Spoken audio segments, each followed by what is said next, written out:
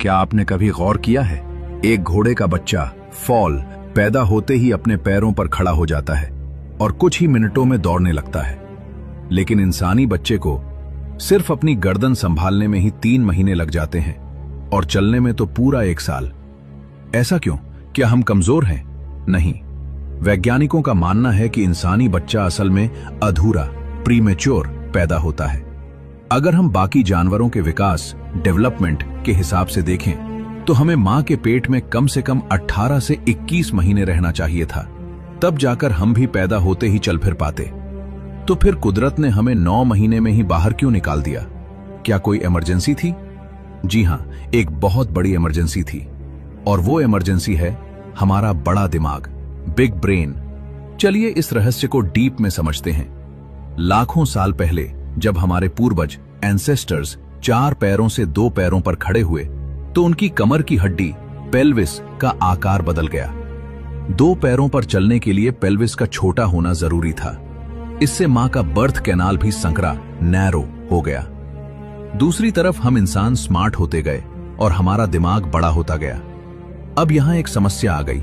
रास्ता छोटा है, नैरो पेल्विस, और सवारी बड़ी, बिग हेड।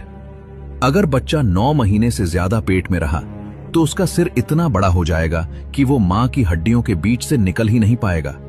ये मां और बच्चे दोनों के लिए जानलेवा हो सकता है। इसलिए कुदरत ने एक जुगाड़ निकाला। बच्चे को तब बाहर निकाल लो जब उसका सिर बर्थ कैनाल से गुजरने लायक हो, यानी 9 महीने बाद। बाकी का विकास डेवलपमेंट पेट के बाहर होगा। इसीलिए इंसानी बच्चे का सिर जन्म के समय थोड़ा लचीला, सॉफ्ट होता है ताकि वो आसानी से बाहर आ सके। लेकिन कहानी सिर्फ सिर के साइज की नहीं है। एक नई रिसर्च कहती है कि असली कारण है एनर्जी, ऊर्जा। प्रेगनेंसी के दौरान मां का शरीर अपनी क्षमता से 2 गुना काम करता है। 6 महीने तक तो ठीक रहता है, लेकिन 9वें महीने तक आते आते मां का मेटाबॉलिज्म अपनी चरम सीमा, लिमिट पर पहुंच जाता है। ये हर रोज एक मैराथन दौड़ने जितनी एनर्जी खर्च करने जैसा है। 9 महीने के बाद बच्चा इतना बड़ा हो जाता है कि उसे जितनी कैलोरी चाहिए वो मां का शरीर उसे दे ही नहीं सकता। मां का शरीर हार मान लेता है और सिग्नल देता है, अब बाहर निकलो और अपना खाना, दूध खुद पियो। अगर बच्चा और अंदर रहा तो वो मां के शरीर को पूरी तरह निचोड़ देगा और दोनों भूखे मरने की कगार पर आ जाएंगे। इसलिए 9 महीने वो लक्ष्मण रेखा है जिसे पार नहीं किया जा सकता।